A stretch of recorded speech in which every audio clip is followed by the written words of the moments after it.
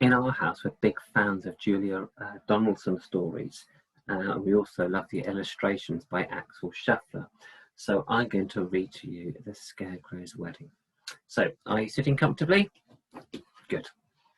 Then I'll begin. The Scarecrow's Wedding. Betty O'Barley and Harry O'Hay were scarecrows. They scared lots of crows every day. Harry loved Betty, and Betty loved Harry. So Harry said, "Betty, my beauty, let's marry. Let's have a wedding, the best wedding yet, a wedding that no one will ever forget." Betty agreed, so they hugged and they kissed. Then Betty said, "Harry dear, let's make a list." "Just as you say," answered Harry O'Hay. So they wrote down the things they would need on the day. A dress of white feathers, a necklace of shells, lots of pink flowers, 2 rings and some bells. Then Harry gave Betty O'Barley his arm, and the Scarecrows set off on a hunt round the farm. They hadn't gone far when they spotted some geese. "Oh, geese, if you'll give us a feather apiece, you can come to our wedding, the best wedding yet, the wedding that no one will ever forget." "We will," honked the geese, and they each gave a feather. A spider friend offered to sew them together.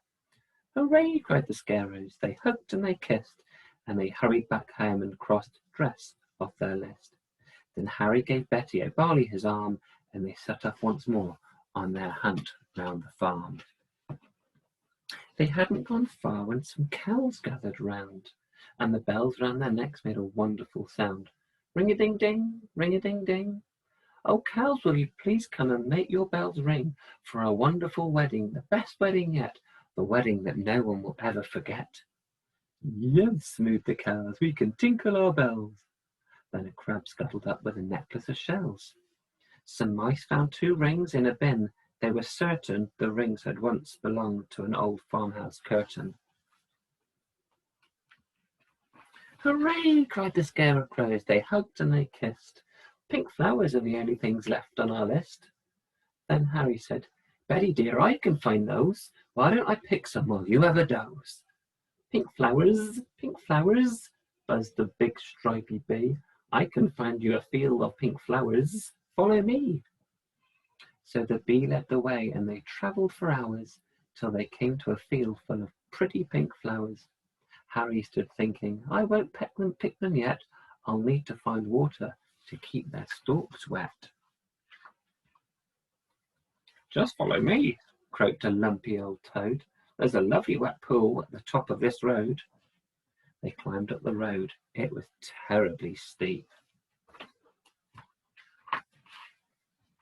"I'm tired," said the toad, so they stopped for a sleep. Early next morning they came to the pool. "This water," said Harry, "is beautifully cool, but now I need something to carry it in. A jug, or a vase, or a cup, or a tin." "I think I can help," said a small squirrely snail. "I can show you the way to a very fine pail." So the snail and the Scarecrow set off on their way. But the snail was so slow it took more than a day.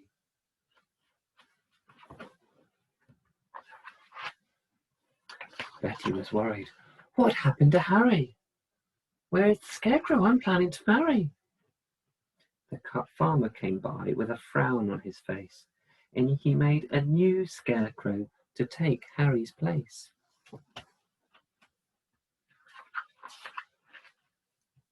"Good day," said the Scarecrow. "I'm Reginald Rake."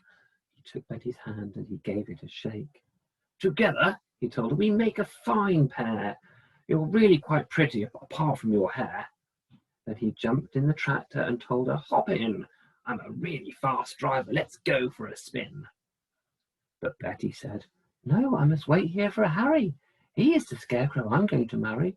We're planning our wedding, the best wedding yet, a wedding that no one will ever forget." Reginald laughed. "You'll be waiting forever. Forget about Harry. I bet he's not clever." "I must be the cleverest Scarecrow alive. I can sing lots of songs. I can dance. I can drive. I'm dashing. I'm daring. I'm as cool as can be. I can even blow smoke rings. Just watch me and see. And he took out a big fat cigar from a packet the farmer had foolishly left in his jacket. But smoking is bad for you, Betty exclaimed. Really, you ought to be feeling ashamed. Don't be a fusspot, said Reginald Rake. My smoke rings are staggering, make no mistake. He struck up a light and he tried hard to smoke, but straightway started to splutter and choke. What happened next was completely unplanned. The lighted cigar tumbled out of his hand. It fell to the ground and it started a fire. Betty screamed, "Help!" as the flames flickered higher. But Reginald Rake said, "I'd better be off," and he bounded away with a terrible cough. Then suddenly, who should appear on the farm but Harry O'Hay with a pail on his arm. "Betty," cried Harry, "my own future wife." He poured on the water and saved Betty's life. Then they picked up the flowers, they hugged and they kissed, and they said, "Now that's everything crossed off the list. Dress of white feathers, a necklace of shells, lots of pink flowers, 2 rings and some bells." So Betty and Barley and Harry O'Hay wed one another the very next day, and everyone, even the snail who was late, said, "Don't they look happy, and don't they look great?" This, they agreed as they sprinkled confetti on Harry O'Hay and his beautiful Betty, is the best wedding ever, the best wedding yet, the wedding that no one will ever forget. I really do like that story.